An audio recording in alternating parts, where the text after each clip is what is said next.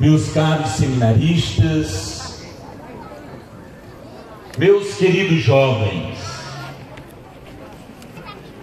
hoje a liturgia nos apresenta Jesus como aquele que é o libertador, como aquele que garante a liberdade dos filhos de Deus, como aquele que fala com autoridade porque é Deus.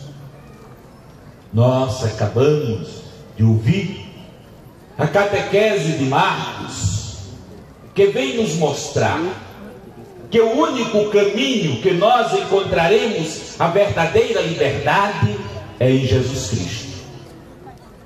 Ele é capaz, num dia de sábado, como um bom judeu, Jesus entra na sinagoga. Entrando, Jesus participa daquele momento que começava com as promessas, com o juramento, com a lei. Depois, o momento da palavra, as duas leituras, a Torá e os profetas, e depois alguém era convidado. Provavelmente Jesus foi convidado para dirigir uma palavra. Ora, meus irmãos e minhas irmãs, aquele homem até o momento estava calado, estava silencioso, participava provavelmente todos os sábados de forma tranquila. Porém, a presença de Jesus vem incomodar aquele homem possuído, diz o Evangelho, pelos espíritos maus. Sabemos da exegese bíblica que tantas doenças daquela época desconhecidas eram atribuídas aos espíritos maus. O que importa para Marcos é mostrar que Jesus é o novo Adão, que Jesus é o novo caminho, que Jesus é aquele que transforma e que liberta. Por isso que aquele homem, quando Jesus começa a falar, se sente incomodado. Você veio nos destruir. Meus irmãos e minhas irmãs, quantas vezes a palavra de Deus nos incomoda, porque ela exige de nós uma mudança de vida, ela exige de nós uma conversão, e nós nem sempre queremos nos converter, nem sempre queremos mudar de vida. Quantas vezes nós preferimos continuar com a nossa vida, e às vezes até de forma ambígua, mas nós preferimos. A segunda leitura de hoje, o apóstolo Paulo nos chama a atenção do seguinte: ele está na comunidade de Corinto, uma cidade portuária. Uma cidade portuária já soa para nós uma cidade onde a prostituição acontece. E o apóstolo Paulo é indagado sobre justamente a prostituição. Por outro lado, aqueles que seguiam a corrente platônica que desprezava o corpo totalmente. Então, com certeza, esta comunidade estava vivendo momentos conflituosos. De um lado, uma cidade portuária, uma cidade onde a prostituição estava acontecendo. Do outro lado, uma comunidade, provavelmente, numa radicalidade de vida, do desprezamento do corpo. E Paulo responde de forma sábia. Aqueles que estão casados têm um valor imenso. O casamento tem um valor muito grande e eles devem cuidar da família. É um lembrete para todos nós. Hoje, quando trazemos a cruz da juventude, quando a juventude peregrinou as ruas da nossa cidade carregando a cruz, quando a cruz chegava, os jovens foram até onde estava e pediram: domai-nos. A cruz vai ser levada no carro, mas a gente queria levar a cruz A gente queria descer para a catedral levando a cruz. E eu fui conversar com a coordenação, e a coordenação aceitou, disse, vai atrasar um pouco. Eu digo, não tem problema. Os jovens precisam ter consciência do que é a cruz para o ser cristão. Agora, para que este jovem tenha consciência, a primeira escola dele é a família. Por isso que eu estava dizendo que o apóstolo Paulo diz: aquele que é casado, cuida da sua família, cuida da sua mulher, cuida dos seus filhos, porque a família, a célula máter, a família é a primeira escola, a família é a primeira igreja, é a igreja doméstica. Os jovens de hoje, que nós contemplamos e que nem sempre acreditamos, os jovens, eles não são ruins, os jovens, eles sonham, eles têm esperança.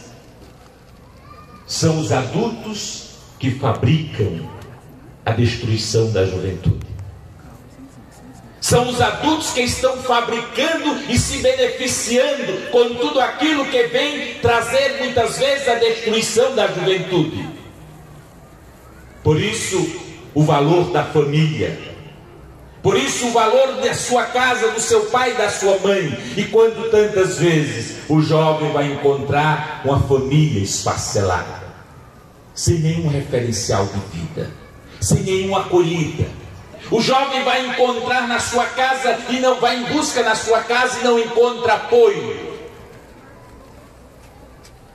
Muitos que estão aqui sabem que o apoio, que a fortaleza, que a luz que eles conseguem enxergar, muitas vezes esta luz eles encontram na própria igreja. Eles precisariam encontrar na sua família, mas muitas vezes eles não encontram. Eles não encontram um referencial. Eles não encontram a figura de um pai que dialoga, que conversa com o seu filho. Eles não encontram uma mãe que oferece o colo. O jovem, ele não precisa somente dos bens materiais. Os jovens, eles precisam, acima de tudo, da acolhida, do amor, da segurança, de um olhar cheio de esperança e misericórdia. Eles precisam de um pai e de uma mãe que ofereçam colo, que ofereçam e que mostrem a eles um horizonte seguro. Por isso que Padre Zezinho vai cantar na música: eu acredito no jovem que segue a força do Cristo Jesus. Eu acredito no jovem que, olhando para a cruz, eles não param na cruz porque têm a certeza de que a cruz é a árvore da vida. Nós cristãos nos alegramos com a cruz, porque a cruz, pela cruz fomos salvos. A cruz nos aponta para a ressurreição, para a vida nova. Por isso que o apóstolo Paulo falava hoje: aquele que se dedica, que é casado, se dedique a coisa, se dedica ao seu matrimônio, à sua família. Aquele que não é casado, que se dedica ao reino de Deus. Aqueles que são celibatários, que se dedicam e que se consagram, o homem ou a mulher, aqueles que estão consagrados por causa do reino de Deus. Eu repito para vocês: eu acredito na juventude, eu acredito nos jovens, e os jovens, eles são a esperança da nossa igreja e da sociedade. Mesmo diante de tantos acontecimentos, mesmo diante daquilo que acontece na nossa cidade, uma preocupação. Eu conversava com o prefeito: quantas mortes por acidentes de moto, quantas mortes têm acontecido na nossa cidade.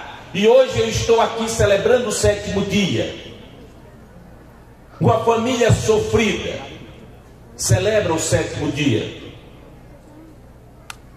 o 7º dia de Alisson. E como Alisson, tantos outros morreram em acidentes de moto. O que é que nós poderemos fazer? Que consciência nós poderemos ter? Da mesma forma que Maria, como mãe, olhou para a cruz e viu seu filho crucificado, morto injustamente. Uma espada de dor transpassou o coração desta mulher. Quantas mães também continuam olhando para as cruzes da vida e continuam contemplando o seu filho morto pela violência, pelos acidentes, pelas drogas, pelas injustiças. Quantas mães continuam contemplando os seus filhos crucificados num presídio? Os filhos que estão crucificados nas drogas são as cruzes da juventude.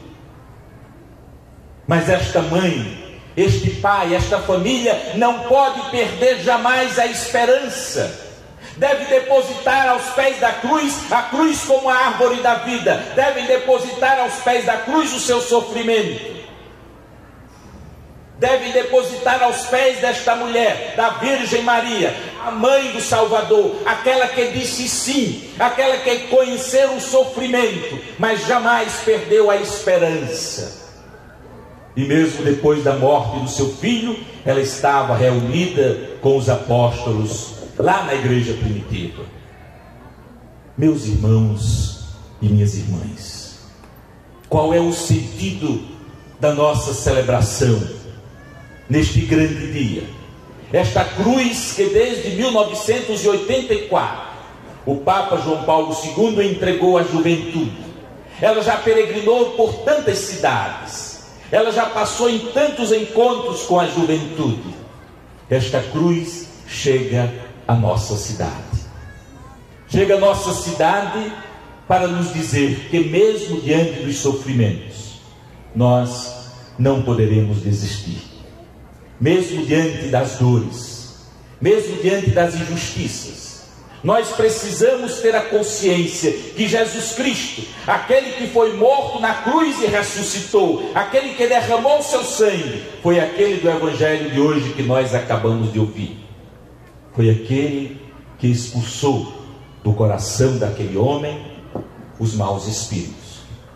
Foi aquele que expulsou daquele homem tudo aquilo que destruía a vida daquele homem. E nós acreditamos que Jesus Cristo é capaz de expulsar do nosso meio, da nossa sociedade, da nossa comunidade, do nosso coração, tudo aquilo que destrói a nossa vida. Tudo aquilo que destrói os lares de vocês. Tudo aquilo que separa os lares de vocês. Nós acreditamos que a morte na cruz não foi em vão. Por isso, meus irmãos e minhas irmãs, eu termino a reflexão dizendo que o apóstolo Paulo nos diz: enquanto os judeus pedem sinais, os gregos andam em busca da sabedoria. Nós pregamos Cristo crucificado, escândalo para os judeus e loucura para os pagãos. Escândalo também ainda hoje para tantos que não conhecem a cruz. Quantos se escandalizam ou quantos criticam a cruz porque não conhecem, precisam conhecer a palavra de Deus. Mas para os que são chamados, gregos ou judeus, Cristo é poder e sabedoria de Deus. Portanto, o que é tido como loucura de Deus é mais sábio do que os homens, e o que é tido como fraqueza de Deus é mais forte do que os homens. Portanto, hoje, como nos primórdios da igreja, é certo que o Evangelho não abrirá caminho no mundo pela sabedoria dos teólogos, mas sim pelo discurso da cruz. Hoje, há muitos católicos que, como os discípulos de Emaús, têm medo da cruz.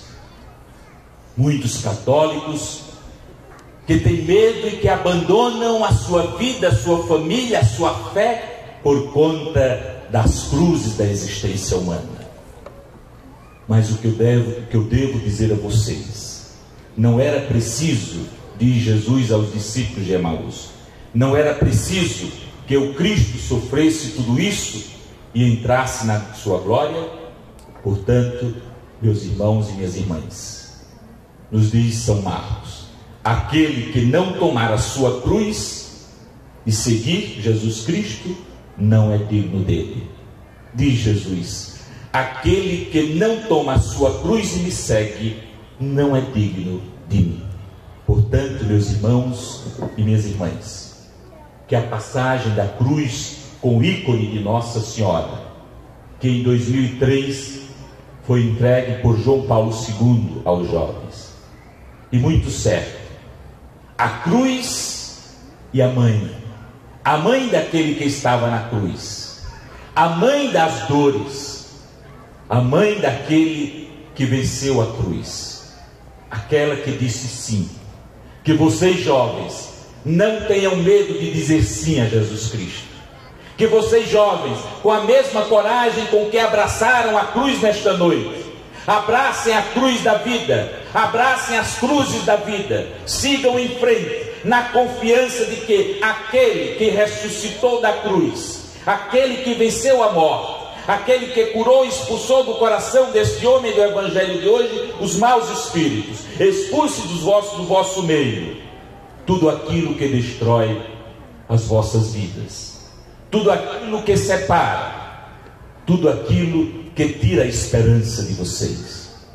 E nas noites difíceis, nas noites escuras, nos momentos difíceis, lembrem-se de que a cruz é a minha relação com Deus. A parte vertical da cruz é a minha intimidade com Deus, e a parte horizontal da cruz é a minha intimidade com os irmãos, é o meu compromisso com os irmãos, é o meu abraço, o abraço do meu pai, o abraço da minha mãe, o abraço dos meus irmãos, o abraço daqueles que tantas vezes dividiram, separaram, destruíram, mas que o Senhor, derramando o seu sangue, restabelece, devolve a vida e devolve a esperança. Louvado seja nosso Senhor Jesus Cristo. Para sempre seja louvado.